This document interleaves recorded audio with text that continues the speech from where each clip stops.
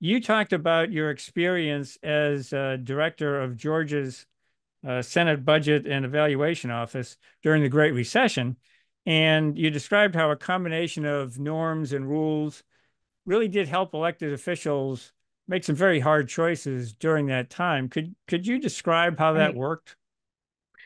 Sure. So great to be here with you, Bob, as always. I was director of the Senate Budget and Evaluation Office in Georgia during the Great Recession. And this was a period of time where Georgia's revenues plunged by 20% over 2 years. And what I saw was legislators and governor who came together and made extraordinarily tough choices to balance the budget. There was some federal stimulus funds that came in, but we calculated at the time that they cut the budget in different ways in different parts of the budget but overall by at least 10%. And what you saw was the budget process created the conditions for that to occur.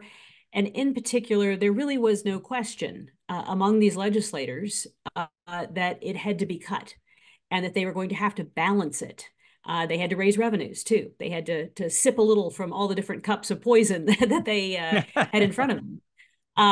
But it was a very different norm and a very different feel in how they approached the budget than it was when I was at the federal level serving in Congress. And so one of the questions I've had is, are there things in that process that reinforce those norms of fiscal responsibility that perhaps could be translated over to the federal system? And yeah, I thought it was. I want to get your perspective on that. I thought in the Georgia case, you were saying that people weren't so much complaining about don't cut me. It was the complaints that came to you were my cut.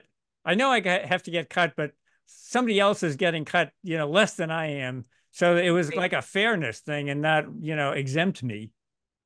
Yeah, exactly. And because the state, everybody understood that there was a budget constraint. The governor would set the revenue estimate. In Georgia, that is perceived by the legislators and by all the lobbyists and all the groups as binding, right? That they have to balance the budget to that revenue estimate. And therefore, as they are making choices within the budget, there are trade-offs that they're having to make. And that was very much the dialogue that happened. Everybody understood what the revenue estimate was. They understood that the revenues had plunged.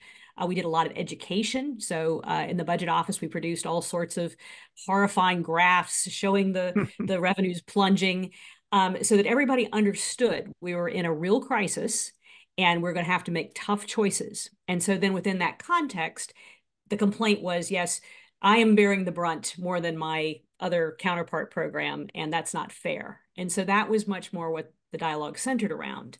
At the federal level, of course, because they don't have that sense of constraint, people just don't want to be cut at all, or they want some kind of increase. And that dialogue of trade-off is just not occurring.